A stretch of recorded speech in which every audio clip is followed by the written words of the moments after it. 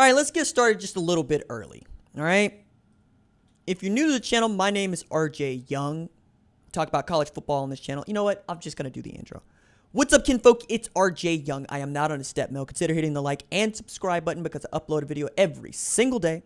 It's always college football related, sports related. We have a good time. Today, I want to talk about Corey Foreman and Howard University. I want to talk about the changes in recruiting as we're seeing them. I'm talking about LSU getting into their feelings about the Sooner Summit, and I want to get into a little bit of the true freshmen that are making the most noise among the camp circuit of the college football teams that we know are still playing football.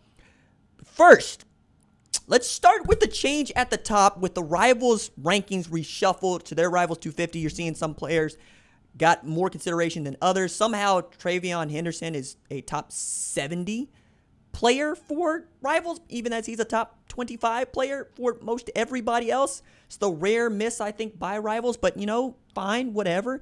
If you're looking at the 247 Sports Composite, you'll see Alabama has overtaken Ohio State as the #1 team in the 2021 recruiting rankings, which is interesting because in April, I was making fun of Alabama because at the pandemic, at its height, they were ranked number 55 in the country, and it looked like Nick Saban had finally met his match being Twitter and Instagram, as we've been in a dead period for the last 6 months, which means that coaches can only communicate with recruits via telephone and written messages, and his Instagram got to be so live that Miss Terry, his wife, who had normally handled these kinds of things for him, said, no, you cannot have me messing with your Instagram account anymore. So he took over his Instagram account, and he got, shocker, an email account for the first time. Also means that he learned how to do the FaceTime a little bit cleaner and a little bit smoother.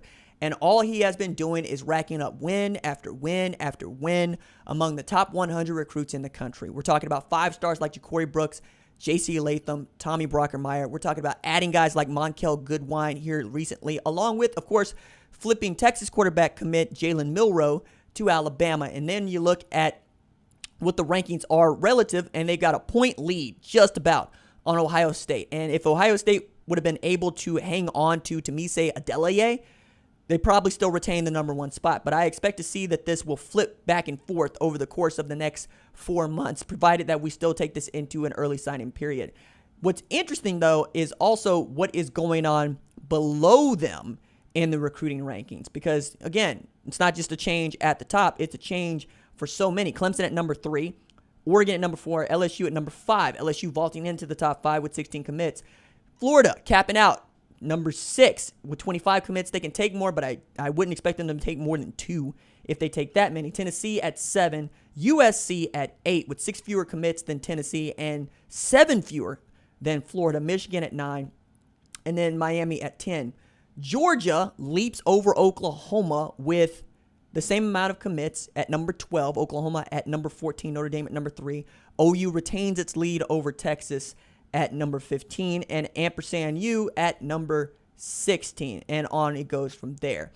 Also saw a little bit of change in the 2021 recruiter rankings, which had been just kind of Ohio State at the top. Now Charles Huff getting the nod that he should be getting. I mean, it's an HBCU alum that has turned out to be not just an outstanding coach, but an outstanding recruiter. Sharon Moore at Michigan doing the doggone thing. Kerry Combs and, of course, Tony Alford right there at number 3 and 4. And then Jeff Banks at Alabama at number 5.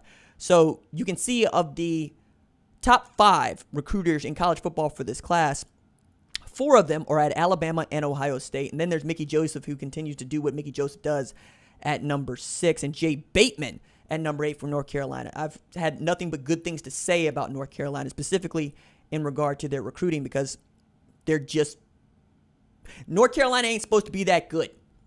And yet North Carolina continues to look at us and say, not only are we that good, we're about to show you that we are worthy of winning a championship. Because the last time they were that good, talking like 2011, when they took on a Clemson team, 2015 in there, they took on a Clemson team in the ACC championship game. They lost by single digits to that team. It was a great year for Larry Fedora and his kids. Mack Brown has an opportunity to get them there this year, and in no small part due to their 2020 recruiting and their 2021 recruiting. But that's the other thing about North Carolina's recruiting that I find to be interesting. They went from being ranked inside the top 5 to number 11 in the 2021 247 Sports Composite. Now, some of that is just how it goes when you're talking about Alabama, Ohio State, LSU, and others.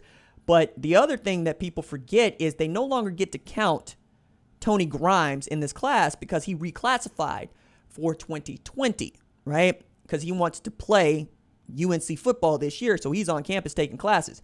Meanwhile, Keyshawn Silver retains the number one spot in their class, 6'5", 275-pound strong side defensive end, committed on March 3rd. And then, of course, the flip commitment of Drake May from Alabama to North Carolina. But they also get guys like Power Echols who can absolutely play, who's in there. And, you know, the thing is, with North Carolina being a basketball school, the way that Mack Brown, Jay Bateman, and Phil Longo have been recruiting, along with guys like Dre Bly, cannot be overshadowed, because I think if that same staff was at what we recognize as a football school, we'd be talking about them differently. We'd be talking about them as being one of the class coaching staffs, recruiters of college football, which is to say that we'd be talking about them in the way that we talk about LSU or Ohio State or Alabama or any of the other teams that we would expect to compete for college football playoff national championships. Which begs the question, why did Mack Brown choose North Carolina? Well, because it's the place where his wife thought that they could make it work. And we all know that you need your wife to be on board if you're going to be a coach at any level. And then when you're able to add guys like Jay Bateman, who helped hold down Oklahoma in 2018, needing double overtime to win by a touchdown, yeah, you can coach defense. And then Phil Longo was doing an outstanding job at Ole Miss before getting Sam Howell and showing everybody what his offense could really do in the ACC. So I'm interested to see how this continues to go for them. The last thing that I wanted to say about this 2021 shakeup is, excuse me, we're not done. Like, JT Tuimoloau is still uncommitted. Emeka Egbuka is still uncommitted, right? Smile Munden, still uncommitted. Like, when we're looking at the top prospects in all of college football and in the recruiting ranks, you can look at the top and you can still see a bunch of dudes that quite literally haven't picked a school yet. Among them, right, Amarius Mims, who we expect to commit to Georgia, but until it happens, it ain't happening. We expect to see that guys like Tristan Lay will make a decision on LSU, Clemson, Alabama, Ohio State, Oklahoma, but it hasn't happened yet. Nolan Rucci might be headed to Penn State, but it hasn't happened yet. Kamara Wheaton might be headed to Oklahoma, but it hasn't happened yet. Mason Smith might be headed to LSU, but it hasn't happened yet. Like, there's a number of guys. I mean, GaQuincy McKinstry, like, that dude, one of the best cornerbacks in this class. It hasn't happened yet. So there's still lots of moving and shaking to be done here. And a couple of nights ago, the Ohio State recruits were tweeting about an impending commitment to come. Whether that's in the 2022 ranks, we'll see. But again, there's been some shaking, but we're not there yet.